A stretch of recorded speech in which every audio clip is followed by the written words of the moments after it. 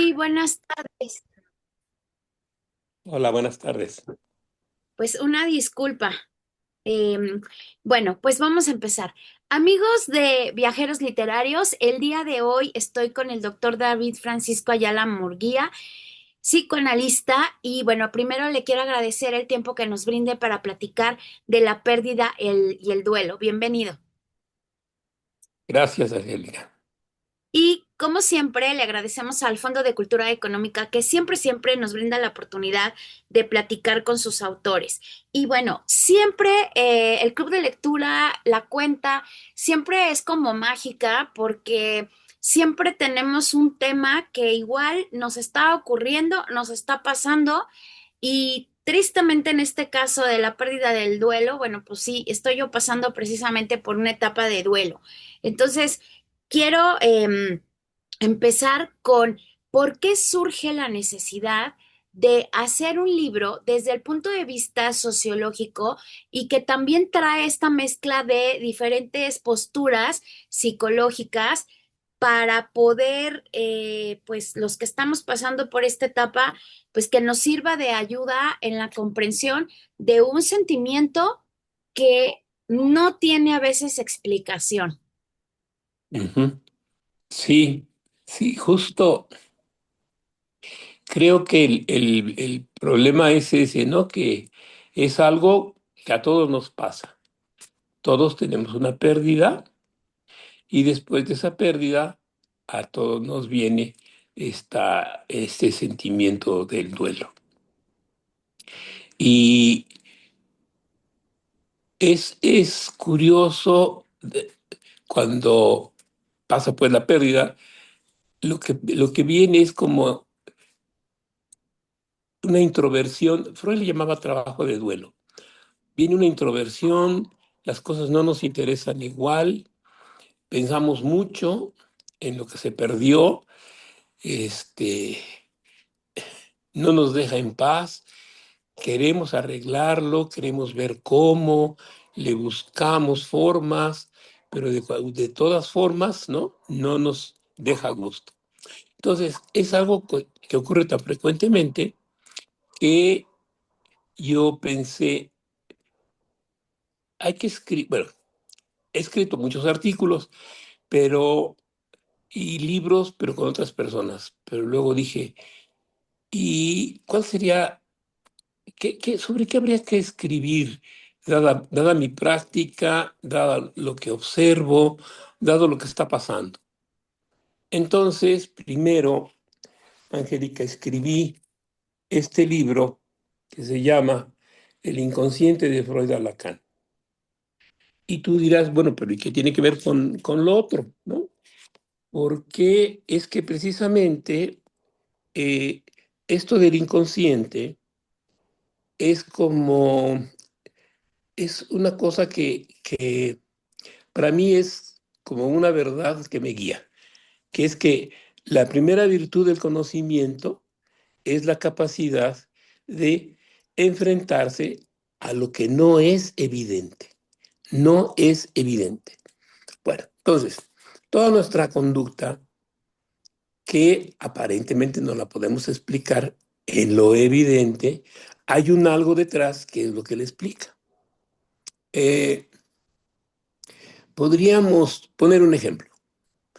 Antes de que supiéramos de lo que ya sabemos ahora todos sobre el sistema planetario, cuando antes de todo eso, Galileo y todos ellos, parece que desde lo evidente era quién se mueve. Pues todos diríamos, pues el sol, ¿no? Se mete, sale, etcétera. Y la Tierra parecería que estaba quieta, inmóvil. Y bueno, la agudeza de esas personas nos fueron demostrando que justo era lo contrario, ¿no? Que nosotros tenemos un movimiento de rotación y traslación alrededor del Sol. Entonces, eso rompe la evidencia, ¿sí? Claro. Entonces hay que ir atrás de lo evidente. Bueno, y entonces, ese libro sobre el inconsciente, ¿qué demuestra? Bueno, que nuestra conducta está determinada precisamente por el inconsciente. Freud ponía un ejemplo, que decía, pongamos que el inconsciente es un caballo brioso, grande, bonito, bien comido. Y el jinete es el individuo, el jinete es el yo. Entonces, si ese jinete sabe manejar al caballo, pues tiene una fuerza enorme a su favor. Pero si no, entonces el caballo se pone mal y pues imagínate, pobre jinete, ¿no? Bueno, entonces primero eso sobre el inconsciente. Y luego al escribir el duelo, entonces iba tras lo mismo. Parece ser no evidente que si tú pierdes algo, pues simplemente un ratito le lloras, un ratito le sufres, un ratito te sientes mal y ahí parece que la cuestión termina. Pero sucede que a veces eso no es así, sino que hoy pierdes algo, hoy pierdes a alguien y posteriormente, no sabes ni cuándo, te viene una tristeza. Claro, el mismo día que perdiste eso, a lo mejor lloraste, pero te queda inevitablemente huellas, te quedan rastros de eso. Como por ejemplo, vamos a pensar, pierdes una persona, ¿no? Y tú dices, ah, pues total, ya este ya se fue, ya vendrá otro. Pero sucede que cuando viene ese otro, tú ya no tienes la misma confianza, ya no te entregas igual, ya tú quisieras abrirle el corazón igual, pero no puedes. Esa es una forma. Otra forma es, bueno, si este se perdió, entonces voy a buscar, a buscar, a buscar, a buscar, a buscar, hasta que encuentre otro. Y sucede que pues sí, encuentras a otro, pero como que no es lo mismo. Y en un duelo normal, claro, pasa tiempo, le sufres, etcétera, pero sí puedes sustituir. No. ¿Y cuándo podemos sustituir? Cuando ese duelo ha sido cabalmente resuelto. Iba a decir liquidado, pero no, porque de todos modos te acordarás de aquel, te acordarás de aquello, vendrá la remembranza, ahí andará en algún lugar de nuestra cabeza dando vueltas, ¿no? Y aunque ya podamos sustituir. Y en otros casos, ya no puedes sustituir. Decimos que podemos sustituir cuando es una persona, pues digamos, que tú estás en una situación que llamamos el simbólico. En ese simbólico alguien puede ser sustituido. Pero si estamos en el imaginario, no, porque lo que perdiste es imposible de sustituir. Imposible. Entonces, por eso es que es algo que te deja, digamos, inhibido, te deja sin posibilidad de volver a tener, en este caso, digamos, una pareja. Claro. Tú seguro sabrás de por ahí de alguna mujer, ¿no? Que perdió a un hombre o perdió un hijo y dijo, nunca más tengo hijos, nunca más me vuelvo a enamorar, nunca más vuelvo a tener uno. Claro. Ahora, un poquito para apuntalar esto que nos estaba platicando aquí en el libro, nos habla que está relacionado, pues yo veo que a lo largo del libro, con tres registros. La privación con lo real, es decir, nos quitan esta persona, en mi caso, mi mamá, Sí, de esta presencia real, ¿no? ujú, Hay otra que es la frustración con lo bien, imaginario, es decir, bien, también el ser humano empieza en este proceso de duelo a quitar defectos, a quitar una serie de situaciones a veces negativas y ujú, empezamos lo que yo le llamo a endiosar a esa persona o a veces bien, se va a la inversa, ¿no? ujú, Quitamos lo poco, mucho real o bueno y nos vamos por la parte negativa, ¿no? sí, Y obviamente pues creamos una imagen imaginaria o cuando no estamos presentes con el padre o la madre, digo que no es mi caso, pero empezamos a tratar de rellenar con historias que nos vamos contando porque ujú, hay un hueco en esta parte que queremos sustituir con la imaginación, ¿no? Y por el otro sí, lado, habla usted de la castración con lo simbólico. Esta ujú, última parte yo la quisiera dejar un poquito de lado porque a mí me sacudió mucho lo que usted comenta, pero bueno, ¿cómo le hacemos para transitar en cada uno de estos tres registros. Sí, muy bien, muy bien. Bueno, el autor que está citando de esa parte se llama Jacques Lacan. Ujú, Jacques Lacan de los registros dice que hay tres: el real, el simbólico y el imaginario.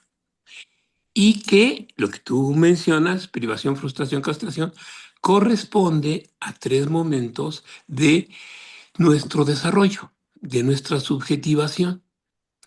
El primero y más primitivo es precisamente la privación. ¿Qué pasa en la privación cuando tú pierdes algo? Él dice, es un agujero en lo real. Entonces, quiere decir que ese agujero va a ser muy difícil que tú puedas volver a tener algo ahí. Es cuando el muerto se te aparece, es cuando el muerto no te deja atrás.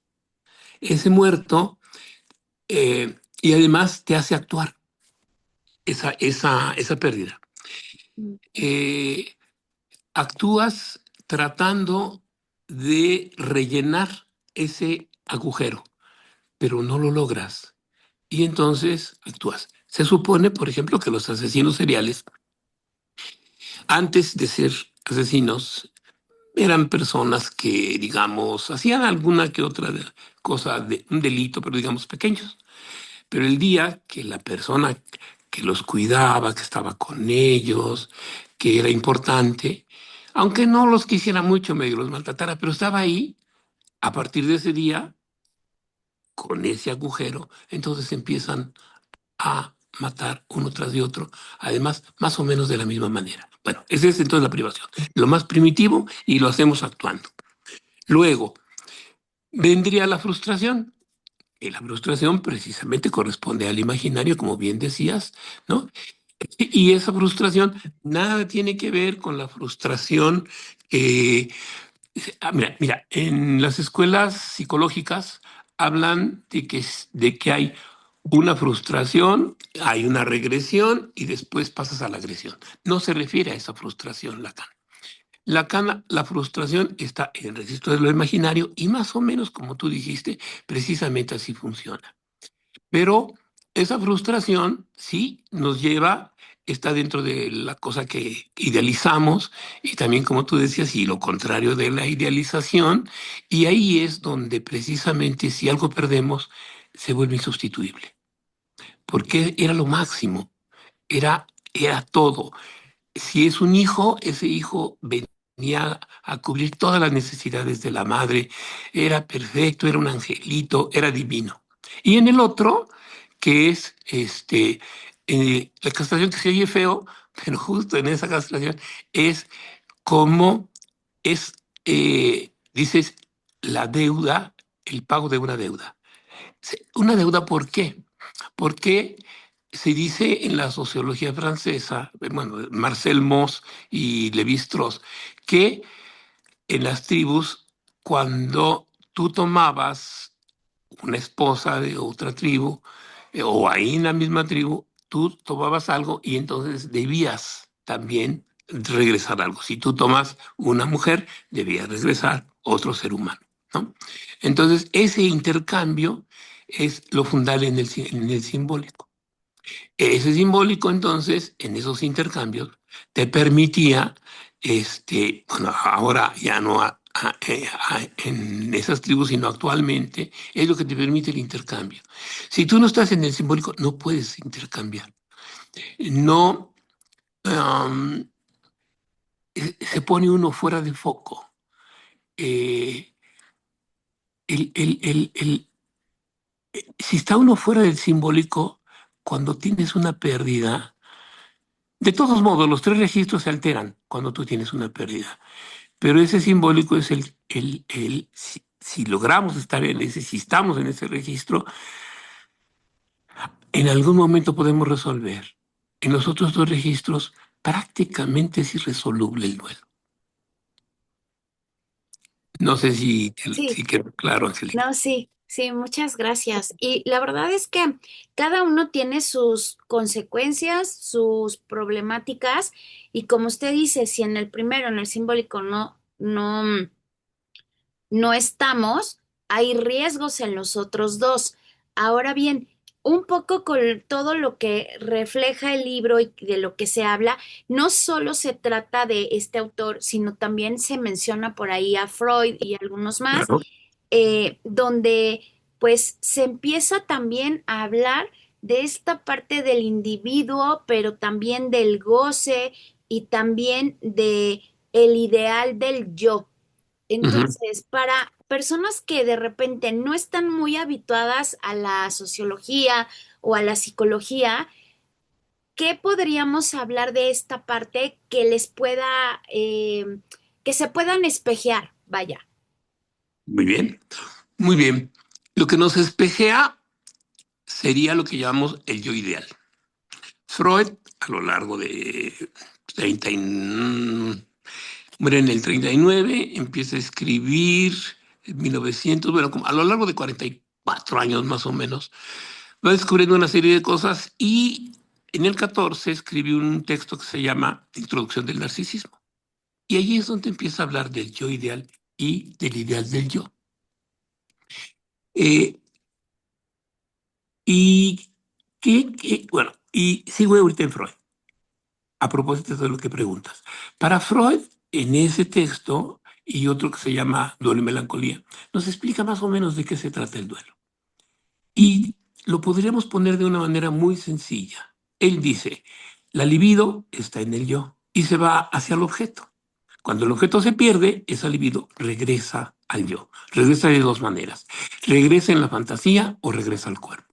Entonces, si tú tienes algo que perdiste, entonces, ¿qué va a suceder? Si somos más o menos normalitos, se nos viene a la fantasía. Y como nunca vamos a pensar en esa persona, jamás habíamos pensado tanto en ella. Y ahí la pensamos, la regañamos, nos peleamos, nos culpamos, mil cosas más.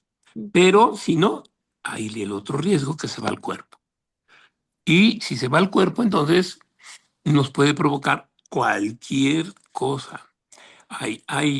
Te puedo poner un ejemplo que pasó en los 20 del siglo pasado con los muralistas y con María Izquierdo.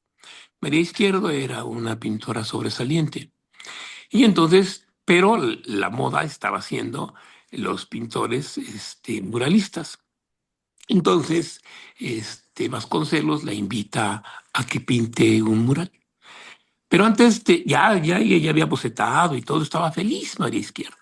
Y entonces Vasconcelos le pregunta a los muralistas, ¿no? A Diego Rivera, entre ellos, que qué pensaban de invitar a María Izquierdo. Y les dicen que no, que ese es un movimiento donde no está ella, estaba Orozco y Siqueiros y Rivera principalmente. Y entonces, ¿qué le pasa a María Izquierdo cuando le dice Vasconcelos que siempre no? Le da una hemiplegia y se le paraliza el brazo derecho. Siguió pintando, ayudada con la mano izquierda, movía el pincel que estaba en la mano derecha. De ese tipo de cosas, entonces, pueden pasar cuando nos viene eh, algo que no podemos tramitar rápido ni en la fantasía y se nos va al cuerpo. ¿Sí? Claro. Entonces, el individuo regresa al cuerpo. Eso es una de las cosas que nos dice Freud. Bueno, ahora, Freud sigue con su ideal del yo y su yo ideal, pero no lo acaba de resolver. En 1923, en un texto que se llama El yo y el ello, nos dice, en el capítulo 3, dice el superyo o el ideal del yo. Y también habla del ideal del yo como la conciencia moral. Y ahí queda eso hecho bolas. Es hasta el 55-56, del seminario 3 al seminario 5 de Lacan, donde Lacan pone claro qué es el yo ideal y qué es el ideal del yo. El yo ideal sería algo imaginario, como un globo, Angélica. Tú Mm, sales a la calle y te sales sintiendo guapísima porque te pintaste así y así, y estás estrenando A o B cosa, una bolsa, qué sé yo, vas maravilloso. Y de pronto ves una mujer a la que tú consideras que va mejor que tú. Entonces ese yo ideal, ¡pum!, se desinfla. Uy, yo también que me iba sintiendo, ¿no? Bueno, ese es el ideal. Y el ideal del yo sería algo que no sucede por ahí de los 6, 7 años, dice Lacan, a la salida del complejo de Edipo. Y ese ideal del yo ya no se desinfla como el otro. Ese ideal del yo ahora, voy a poner un ejemplo. Un estudiante de psicología dice, yo voy a ser el mejor psicólogo de México. No, ese es el yo ideal. Y nunca lo va a hacer. En cambio, otro chico dice, pues yo no voy a ser el mejor, pero voy a ser un buen psicólogo. Y se pone a estudiar y se pone a trabajar y lo logra. Entonces, uno está mediado por el ideal del yo y el otro por el yo ideal. Ya. Y bueno, em, ¿qué pasa cuando, por ejemplo, una persona no tiene esta inteligencia emocional, que es, yo creo, también otro de los ingredientes fundamentales para transitar en la pérdida y el duelo, ¿no? Ujú, Se tiende a irse al último registro, la castración, porque por ahí ponía usted algunos ejemplos, ¿no? ujú, ujú, ujú. Sí, ¿qué pasa cuando alguien no puede resolver sus duelos? ¿Qué pasa?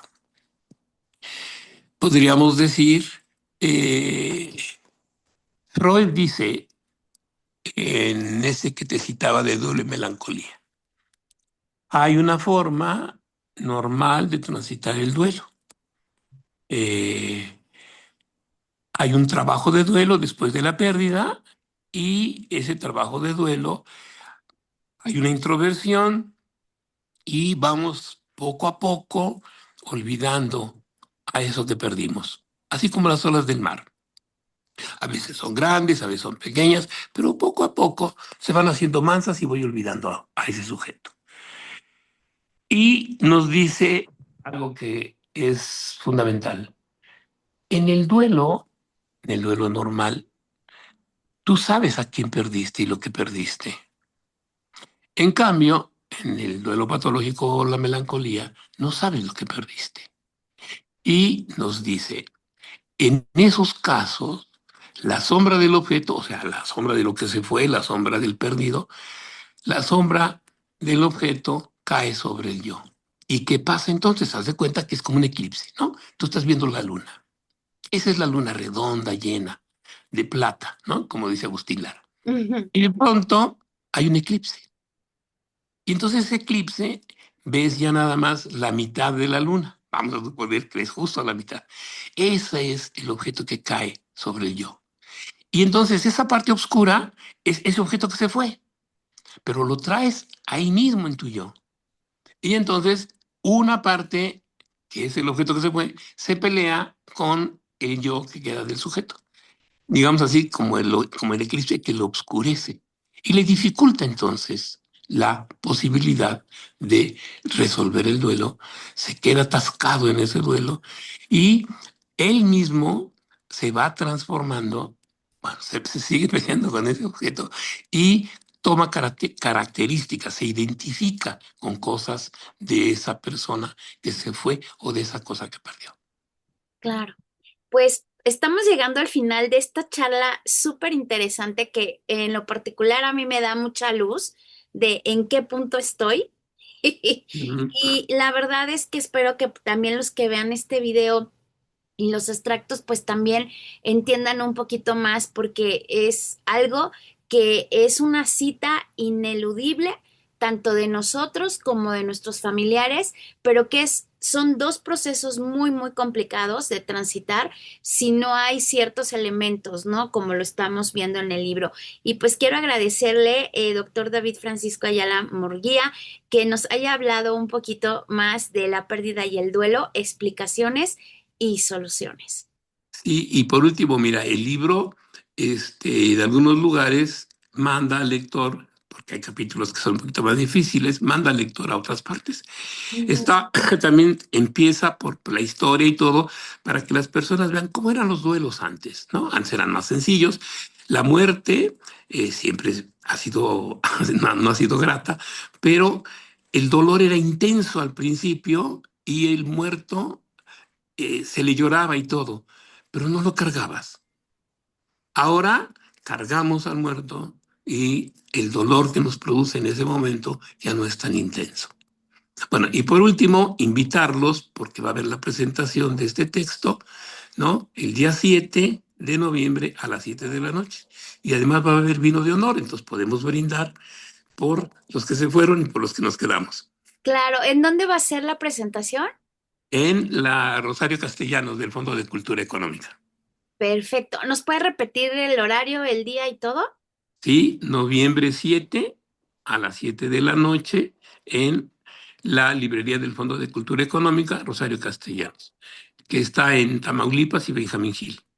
Así es. Bueno, pues ese día, la pérdida y el duelo, explicaciones y soluciones con doctor David Francisco Ayala Murguía. Mil gracias por brindarnos este espacio para poder platicar de este libro muy interesante. Gracias. Gracias a ti, Angélica, por la entrevista.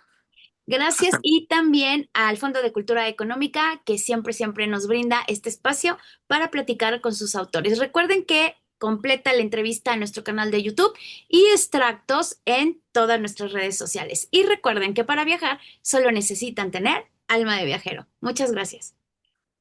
luego.